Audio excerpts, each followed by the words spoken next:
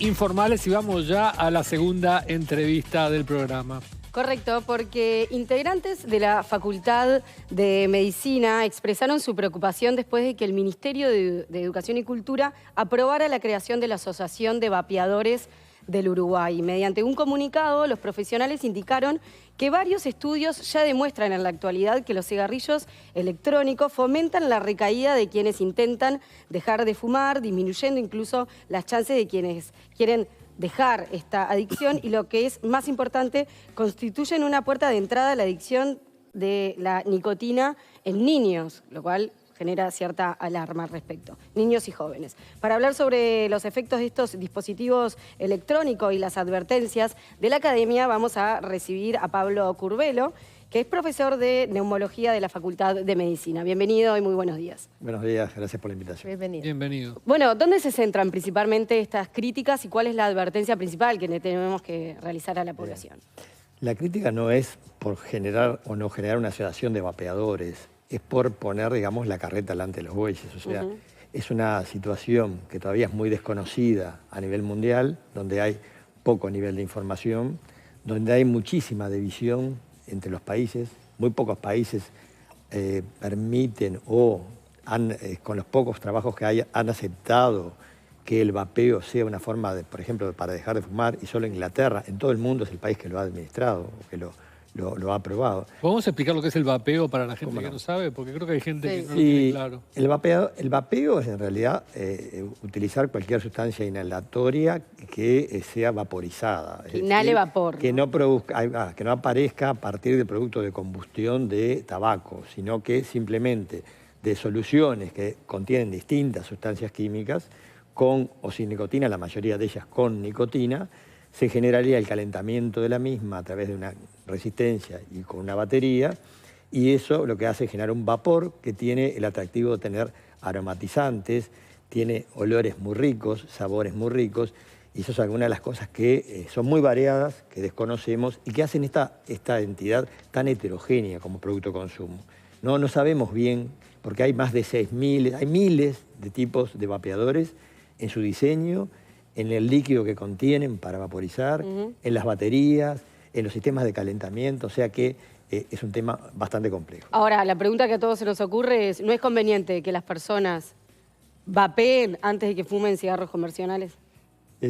Bueno, no lo sabemos. Es decir, hay controversias y hay información contradictoria en esto.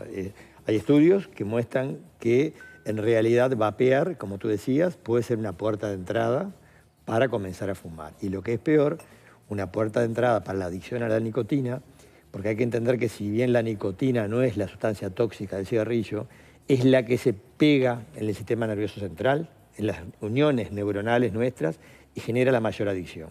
Y la nicotina es tanto más adictiva que los opiáceos, que la heroína o que la morfina.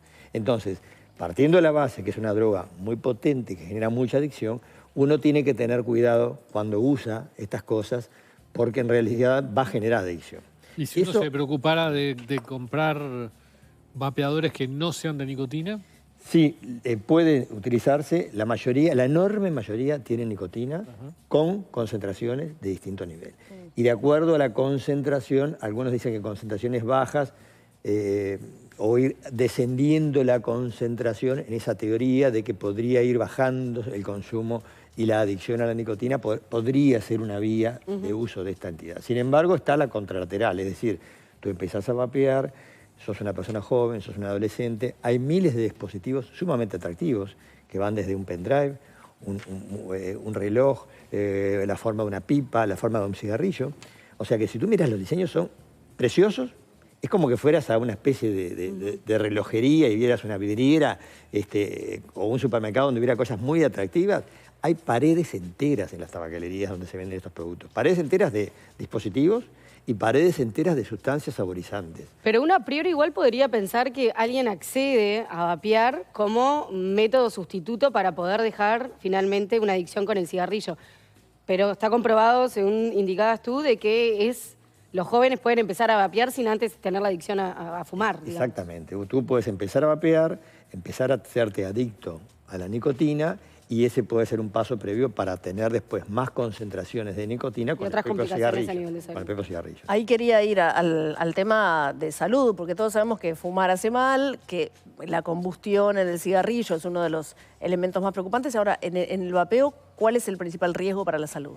Bueno, el vapeo determina varios riesgos, algunos están en construcción. Nosotros estuvimos 30 a 50 años para saber que el cigarrillo producía cáncer de pulmón. Tal cual. Y en la década del 50 todos vemos, y 60 vemos las películas americanas donde todo el mundo se fumaba 4 cajas de cigarrillos por día y a nadie se le planteaba la posibilidad de que hubiera toxicidad. No había evidencia, no había evidencia. Claro, tenía estilo fumar. Exactamente. O si la había, no se publicaba. No, y no se conocía tampoco, no se estudiaban los mecanismos de carcinogénesis, todo eso vino mucho después. Bien. ¿Está bien?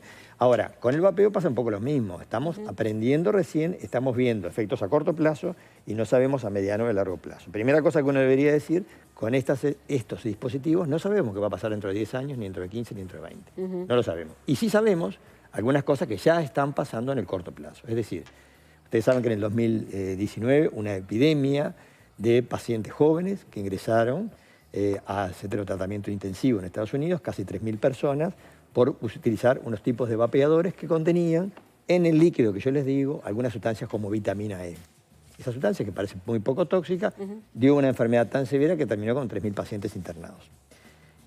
Es decir, hay efectos agudos que dan un cuadro de insuficiencia respiratoria, como puede ser el COVID grave. Es muy parecido cuando tú miras una placa, una tomografía de una persona con COVID grave, es igual a lo que daban en estos gente jóvenes, el vapeo en ese caso. O sea, que sabemos que en agudo puede haber toxicidad severa.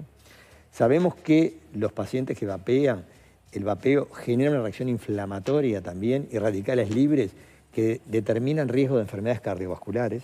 Y ya se sabe que eventos cardiovasculares, cardiopatía isquémica, infarto agudo del miocardio, son probablemente, y vamos a verlo mejor en el futuro, ya están siendo más frecuentes en los pacientes que vapean. Y el otro gran tema es las enfermedades neoplásicas, que también ahí es lo que decíamos, necesitamos más tiempo, porque recién se están viendo que sí, que el vapeo contra una persona que no fuma, cualquier persona que fuma y que vapea, tiene más riesgo de varios tipos de cáncer, pulmón y otros, que un paciente que no fuma. ¿Y qué debería hacer entonces el gobierno para intentar frenar la distribución de estos dispositivos? Por lo pronto, el gobierno ya tiene algún instrumento que ya está en vigencia, que es el convenio marco para el tabaco, en el cual el vapeo y el cigarrillo electrónico entró.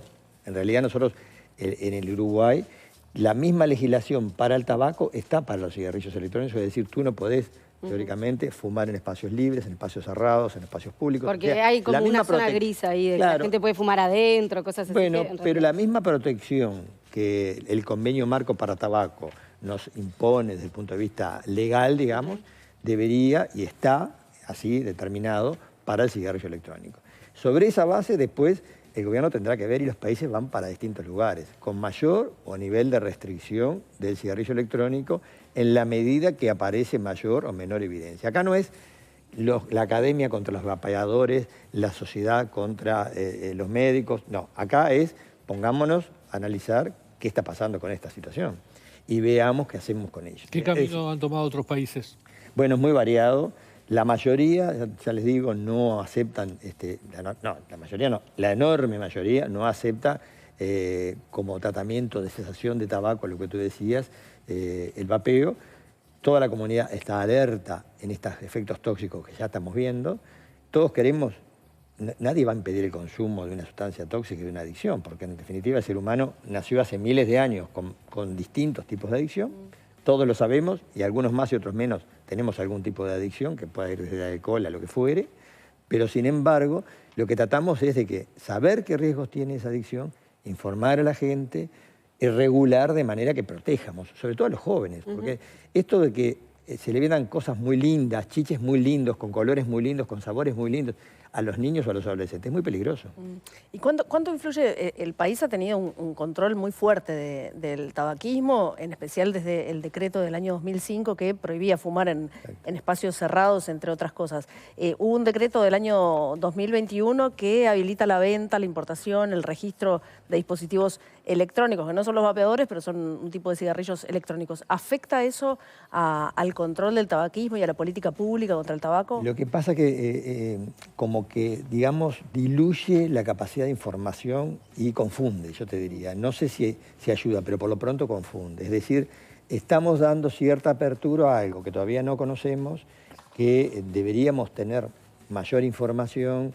Creo que, tú decías del gobierno. El gobierno tiene tantas dudas probablemente, y mucha de la gente que está en el ministerio debe tener tantas dudas como nosotros, y debemos estar todos analizando la evidencia que hay. Eso es claro, ¿no?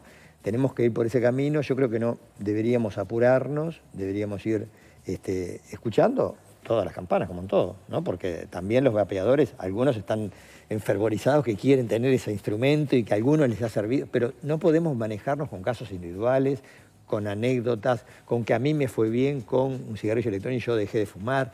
No podemos hacer eso. No podemos extenderlo a toda la población.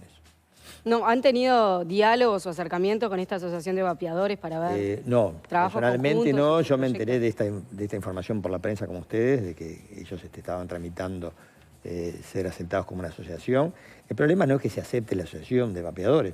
El problema es que esto, como yo te decía, confunde, genera una cierta permisividad a priori, sin un análisis muy exhaustivo. Entonces, creo que tenemos que ir con estos temas como sociedad un poco más lento y más conscientemente, y sobre todo protegiendo a las poblaciones de más riesgo, que como siempre, en este caso son los jóvenes. Los adolescentes. Sí, ¿Han tenido medidas? Hay, por ejemplo, datos del Fondo Nacional de Recursos que dice que el 25% de los uruguayos mayores de 14 años fuma eventualmente en forma diaria, vocacional.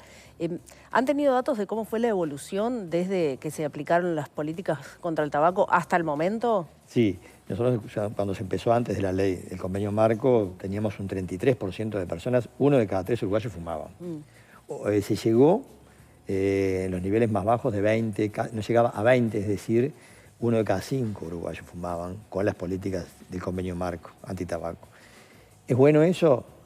Tú me dirás, sí, parece bueno, bajar de 33 a 20 es un buen número. Igual estamos lejos. Muy lejos, ¿no? Estamos lejos porque 1 de cada 5 uruguayos fumen es una barbaridad. Hay que entender que el cigarrillo es el principal factor de riesgo de las enfermedades no transmisibles. Ya que estuvimos 2 o 3 años hablando de las enfermedades transmisibles y del COVID, hoy que el COVID viene bajando, nos volvemos a reposicionar en la realidad. Y el 70% de las muertes a nivel mundial, todos los años, este año creció un poco la enfermedad transmisible por el COVID estos 200 años, pero en la realidad ya estamos volviendo, y el 70% de las muertes son por enfermedades no transmisibles, producidas la mayoría por el tabaco, es decir, enfermedades cardiovasculares, cáncer y enfermedades respiratorias crónicas. Si uno fuma, está produciendo todo eso y estamos generando una carga de enfermedad a la población, al sistema, a la sociedad y al sistema sanitario, y una carga económica brutal, porque son enfermedades previsibles en gran parte. Claro. Entonces, estamos haciendo las cosas mal, porque estamos, digamos, fomentando algo que nos insume unos esfuerzos brutales, que nos deja debilidades, que nos deja gente con muchas limitaciones funcionales, porque además no está la pérdida de vidas, está la discapacidad, los años perdidos de vidas por discapacidad, por secuelas neurológicas, por insuficiencia respiratoria, etc. Entonces, también hay que contemplar todo eso. El cigarrillo no es un bluff que es muy malo. En la práctica lo que nosotros vemos es que da tantas enfermedades y es el factor predisponente a tantas enfermedades que es mucho mejor invertir en eso que invertir en otras cosas. Ahora, la industria del tabaco ha sido un poco, bueno, hackeada con el convenio marco, se le ha prohibido la publicidad, en fin, una serie de medidas. La industria ha ido hacia el vapeo, es decir, detrás de toda esa galería de productos que veíamos tan atractivos como los vapeadores y esa gama enorme de aromatizadores, ¿está la industria? ¿Se ha metido en esto? La mayoría de las grandes empresas que producen estos dispositivos electrónicos o están vinculadas directa o indirectamente a la industria farmacéutica. Philip Morris tiene una fábrica, para ponerte un ejemplo, de vapeadores electrónicos, de cigarrillos electrónicos. O sea, esto está muy mezclado y hay mucho conflicto de interés también. Entonces tampoco nos sirve que, a mí me parece que tenemos que escuchar a todos los que consumen, los vapeadores, los no vapeadores, pero con mucho cuidado, porque también deberíamos todos declarar el conflicto de interés que tenemos. Porque si yo, atrás de salir a defender una postura, estoy trabajando para la industria tabacalera, ya mi opinión va a tener poco o ningún valor. Entonces eso también es importante. Ahora, está claro que quien quiere dejar de fumar no es conveniente que se incline por un cigarrillo electrónico, por todo esto que estamos conversando. Pero, ¿qué le sugiere usted a las personas que están tratando de dejar esta adicción y realmente no pueden hacerlo? ¿A qué deben acudir? Realmente hay políticas que van desde el apoyo conductual, psicológico, y eso es un polo que siempre se insiste que debe estar, y después hay terapias de sustitución de nicotina, que en vez de darte un cigarrillo que tiene nicotina, te dan o un chicle o un parche, cosas que también tienen nicotina a dosis más bajas, que hacen que la adicción a la nicotina vaya disminuyendo. El sistema nervioso va teniendo cada vez menos contacto con la nicotina. Y la unión de la nicotina a los receptores del sistema nervioso se va debilitando y cada vez es menor. Y eso quita la ansiedad de tener el cigarrillo. Claro, porque ¿qué pasa? Eso saca lo que es el síndrome de abstinencia. Es decir, cuando tú vas bajando a poquito la concentración de nicotina a la que estás sometido, el organismo se va limpiando de nicotina de alguna manera y todo lo que son los síntomas de la abstinencia son mucho menores o van desapareciendo. Y a los 3 meses de estar dejando de fumar, una persona que en general dejó durante 3 meses de forma sostenida, ya uno ve que esa persona seguramente puede sostener la cesación de tabaco por más tiempo. Y esas políticas y esas formas de ayudar a las personas a dejar el cigarrillo, ¿están a nivel público? Por ejemplo, un usuario de Mutualistas o un usuario de ACE puede ir y pedir ayuda en ese sentido. Sí, totalmente. El Fondo Nacional de Recursos, las mutualistas, ACE, todos los servicios sanitarios de salud tienen policlínicas de cesación. Es cierto que con la pandemia se nos debilitaron todas estas políticas. Es cierto que las adicciones aumentaron todas. Todos sabemos que la gente tomaba más, fumaba más en la casa, veía más Netflix y tomaba más alcohol. Eso pasó con el cigarrillo también. Y a su vez, todo eso que eran los controles en policlínica para ir a la cesación de tabaco se debilitaron. Estaban cerradas, no había medicación. O sea, todo eso hay que reconstruirlo para volver a ese 20% y de ahí empezar a bajar. Claro. El objetivo, en los países nórdicos tienen 1, 2, 3, 5% fumadores. Ahí capaz que falta un poco de publicidad, ¿no? O de campaña para decir, bueno... Hay muchos instrumentos. Claro, porque si tenés una adicción, querés dejarla, bueno, podés ir acá, podés ir a la mutualista, podés ir al hospital y te van a ayudar. Eso hay que fortalecerlo. Se desconoce, ¿no? A veces no está tan cerca, o uno piensa que no está tan accesible el proceso. Es un déficit de todos nosotros como agentes de salud. Cada uno de nosotros tenemos responsabilidad en que esto, y también fomentar con el Ministerio y con la gestión de las políticas sanitarias, nosotros favorecer eso, insistir desde la gente que vemos la repercusión que esto genera, que tenemos la mejor herramienta para mostrar, miren lo que está haciendo al sistema de salud esto. ¿Y esa caída del 33% al 20% es una caída que se ha dado de una forma regular y sigue cayendo o cayó y ya no cae más? Venía cayendo, no sabemos con esto que te digo de la pandemia, es como se meseteó o subió un poco la incidencia probablemente. No tenemos números actuales, pero venía cayendo. ¿De cuántos son? Eran de 20, 22%. ¿Pero de cuándo, digo? Y bueno, de antes de la pandemia, del 2019. Los últimos números. Ahora, uno tiende a pensar que la pandemia y el COVID, teniendo tanta relación con el sistema respiratorio, incluso por miedo quizás, puede haber llevado a que algunas personas dejaran de fumar. ¿Eso no lo vieron ustedes? No tenemos números. Es una excelente pregunta que nosotros nos hemos hecho.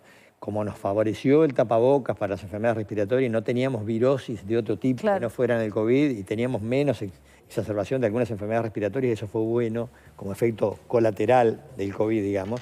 No sabemos si esto que tú decís puede haber pasado, si alguna persona con el miedo, con el COVID, dejó de fumar. Sí sabemos que mucha gente se encerró, como te decía, mirar Netflix y a fumarse 2 cajas por día.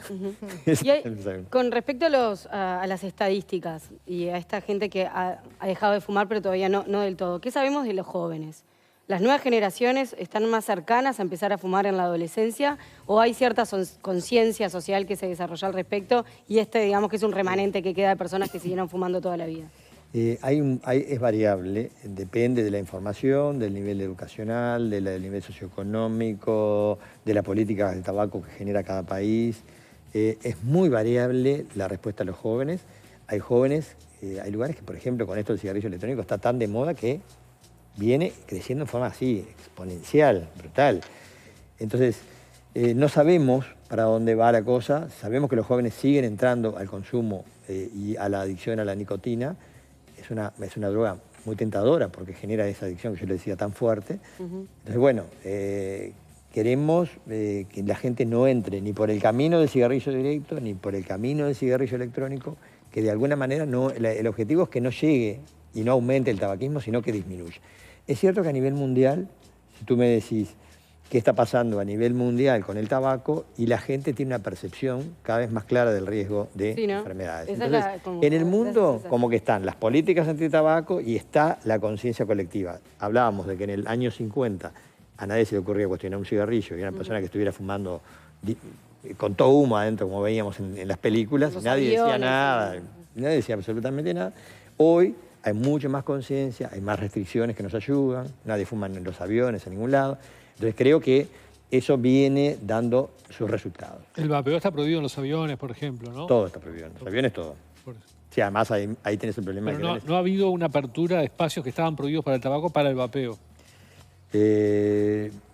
Nosotros no la tenemos, eso es variable con cada país. Nosotros seguro que no la tendremos y no debería ser así. Pero bueno, como todo, lo difícil es no solo tener la ley, reglamentarla, sino que hacerla cumplir.